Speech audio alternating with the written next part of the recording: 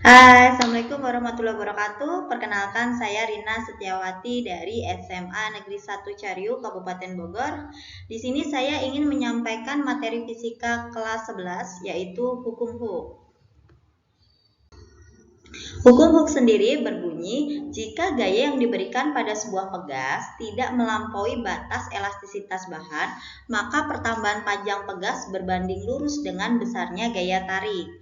Oke, batas elastisitas bahan itu sendiri adalah gaya maksimum yang dapat diberikan pada benda sebelum benda itu berubah bentuk secara tetap dan panjang benda tidak dapat kembali seperti semula.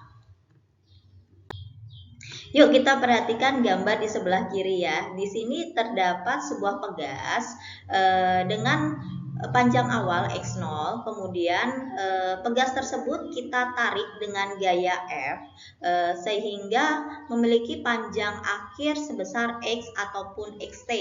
Nah, si pegas ini akan bertambah panjang sebesar delta X, di mana bisa kita cari nilai delta X-nya, yaitu panjang akhir pegas dikurangi panjang awal pegas. Untuk grafik hubungan antara gaya dengan pertambahan panjang pegas bisa kita lihat untuk gambar sebelah kanan, di mana grafiknya sebanding ataupun linier ya. Jadi ketika gaya yang diberikan semakin besar, tentunya pertambahan panjang pegasnya juga semakin besar. Ini sesuai dengan hukum Hooke yang telah kita bicarakan tadi. Jika secara matematis ingin dituliskan bahwa gaya sebanding dengan pertambahan panjang, berarti F sebanding dengan delta X. Maka persamaan hukum Hooke menjadi F sama dengan K kali delta X, di mana F adalah gaya dalam satuan Newton, K adalah konstanta pegas dalam satuan Newton per meter, delta X adalah pertambahan panjang pegas dalam satuan meter. Yuk kita simak contoh dari penyelesaian soal-soalnya. Untuk pertanyaan yang pertama, grafik di bawah menyatakan hubungan antara gaya F terhadap pertambahan panjang dari 3 buah pegas P, Q, dan R. Berdasarkan grafik tersebut, pernyataan yang benar adalah, berarti kita harus bisa membaca grafik. Di sini diperlihatkan grafik hubungan antara F dengan delta X. Jadi ada 3 pegas P, Q, dan R. Masing-masing tentunya memiliki konstanta yang berbeda-beda. Nah, untuk pegas P sendiri, dia memiliki gaya yang paling besar ya. Kemudian diikuti Q dan R. Jadi R memiliki gaya yang paling kecil.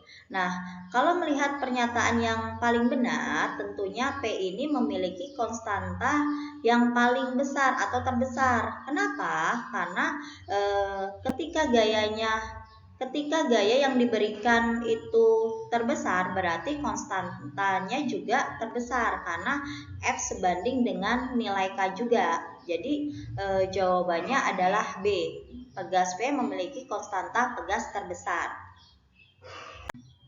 Untuk pertanyaan yang kedua, sebuah pegas memiliki panjang 12 cm digantungkan beban sebesar 4 kg.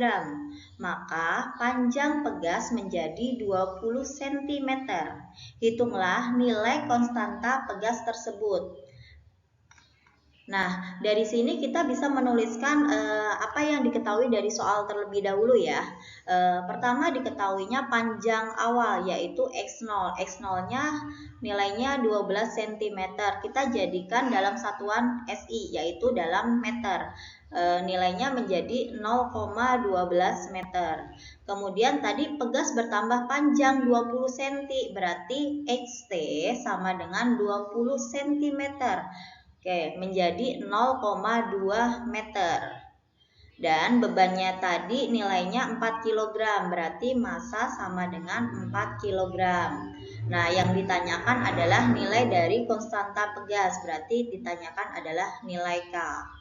Nah, untuk menjawab pertanyaan ini, berarti kita harus mengetahui dulu pertambahan panjang pegasnya. Delta X sama dengan XT dikurangi X0. Jadi 0,2 dikurangi 0,12. Nilainya menjadi 0,08 meter. Nah, untuk mencari nilai konstanta pegas, kita menggunakan hukum Hooke, yaitu F sama dengan K kali delta X. Nah, berarti nilai K sendiri, F dibagi dengan delta X. Karena nilai F sendiri belum diketahui, jadi kita menggunakan persamaan M kali G ya. Jadi berat beban itu setara dengan gaya tarik. Nilai M-nya 4, gravitasinya percepatan gravitasinya kita anggap 10, berarti 4 kali 10 dibagi dengan delta X yaitu 0,08, sehingga diperoleh nilai K yaitu 500 Newton per meter. Sekian materi dari saya, sampai jumpa lagi. Wassalamualaikum warahmatullahi wabarakatuh.